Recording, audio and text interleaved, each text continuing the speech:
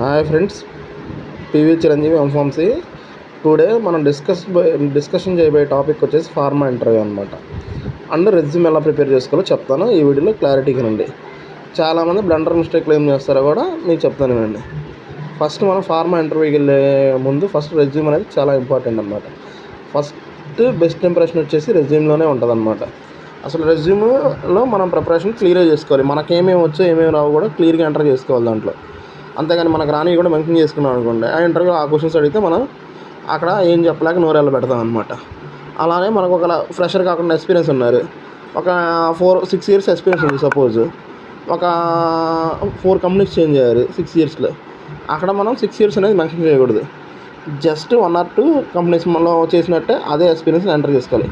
ఎందుకంటే రెజ్యూమ్ చూసినప్పుడు మనకి ఇంటర్వ్యూ చేసే పర్సన్ ఇతనేందిరా బాబు, ఒక 6 yearsలోనే ఒక 4 కంపెనీస్ చేంజ్ అయ్యాడు, ఎక్కడ స్టెబిలిటీ లేదు, సో ఇక్కడ కూడా ఇదే కంపెనీలో చేరితే ఎక్కడైనా స్టెబిలిటీగా ఉంటావు లేదని అనే క్వశ్చన్ నేను మెన్షన్ చేస్తాడు.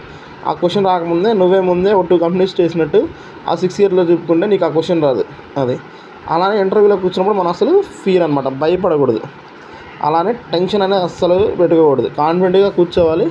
వాళ్ళు అడిగిన దానికి ఇంట్రడక్షన్ నీట్గా చెప్పేసేయాలి. నీకు ఏమేమి వచ్చు వాట్ ఈజ్ వాట్ అనగానే నీకు వచ్చిన వాటి గురించి మాత్రం చెప్పాలి. అలాగంటే రాని వాటి గురించి ఎక్స్ప్లెనేషన్ చెప్పకూడదు. రాని వాటిలో అడిగినప్పుడు నువ్వు ప్రాబ్లం ఫేస్ చేయాల్సి వచ్చింది. కాబట్టి నీకు వచ్చిన క్వశ్చన్స్కి మాత్రమే, నీకు ఏమేమి ఎక్విప్మెంట్స్ ఆపరేట్ చేసావంటే ప్రొడక్షన్ అనుకో, నువ్వు చేసిన ఎక్విప్మెంట్స్ గురించి మాత్రమే తెలుసుకోవాలి. తెలియని విషయం చెప్పుకోకూడదు.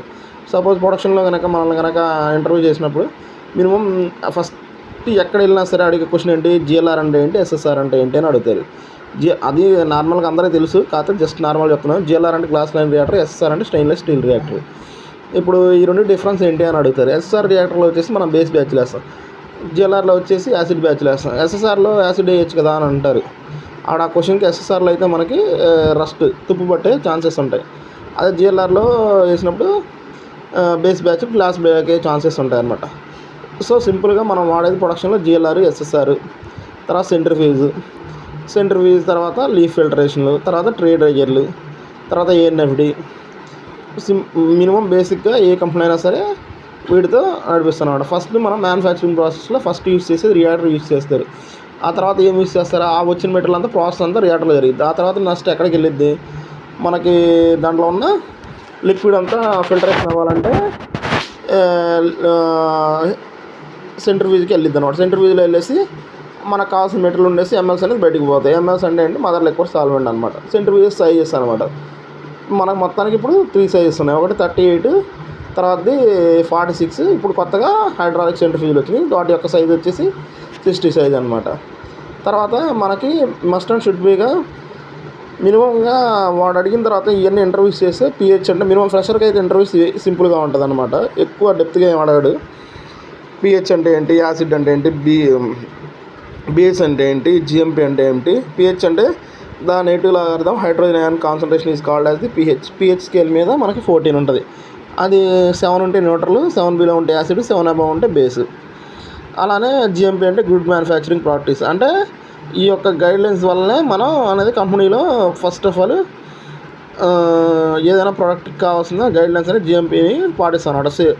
సింపుల్గా చెప్పాలంటే ప్రికాషన్స్ అనమాట. అలానే బిఎంఆర్ అంటే బ్యాచ్ మ్యానుఫ్యాక్చరింగ్ రికార్డు. అలానే ఓఎస్ అంటే అవుట్ ఆఫ్ స్పెసిఫికేషన్, ఓఓటీ అంటే అవుట్ ఆఫ్ ట్రెండ్.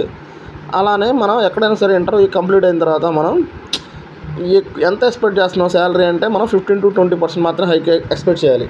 ఇప్పుడు సపోజ్ 30,000 శాలరీ వస్తుంది, అడిగితే 35 to 10% అంటే 33, అలా కాకుండా 36 ఎక్స్పెక్ట్ చేయాలి. అంతేగాని ఒకేసారి 45, 43 ఇలా ఎక్స్పెక్ట్ చేస్తున్నాను అని కూడా చెప్పకూడదు. సో మనం 10 to 15 మధ్య లేదా 20%, 20 to 25%, అంతకంటే ఎక్కువ ఎక్కడ ఏ కంపెనీ హైక్ ఇయ్యరు. సో అలానే ఇమీడియట్ జాయినింగ్ అడుగుతారు. మన కంపెనీలో ఇమీడియట్ జాయినింగ్ కావాలంటే రిలీవింగ్ లెటర్ లేకపోతే జాయిన్ అవుతాం సార్, లేకపోతే 1 month 2 months రిలీవింగ్ చేసి జాయిన్ అవుతాం అని చెప్తాం. అలానే before joining company must and should బీగా మనం తెలుసుకోవాల్సింది ఏంటంటే అక్కడ ఆ కంపెనీ ఏ డ్రగ్ చేస్తున్నారో తెలుసుకొని జాయిన్ అవ్వాలి. అంటే మనకి హెల్త్ ఎఫెక్ట్స్ ఉండే డ్రగ్స్ చేస్తున్నాం అనుకోండి, మనం ఆ కంపెనీలో చేరిన తర్వాత ప్రొడక్షన్ డిపార్ట్మెంట్ అయితే స్మెల్ మనం భరాయించలేము. సో దానివల్ల ఇక్కడ జాయిన్ అయితే ఇక్కడ ఉన్న జాబ్ పోయింది, అక్కడ జాయిన్ అయిన తర్వాత స్టెబిలిటీగా ఉండలేము.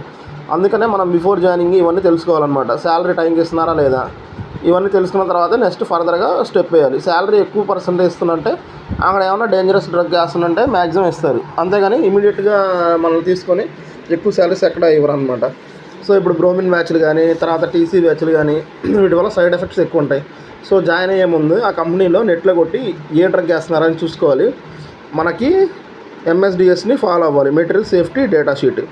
దాంట్లో మనం ఏ సాల్వెంట్ వల్ల వాడితే వాటి వల్ల ఎఫెక్ట్స్ ఏంటి, వాటి వల్ల జరిగే అనార్థాలు ఏంటి అనేది మనకు దాంట్లో కనబడుద్ది. సో మీకు ఈ వీడియో నచ్చితే ప్లీజ్ లైక్ అండ్ సబ్స్క్రైబ్.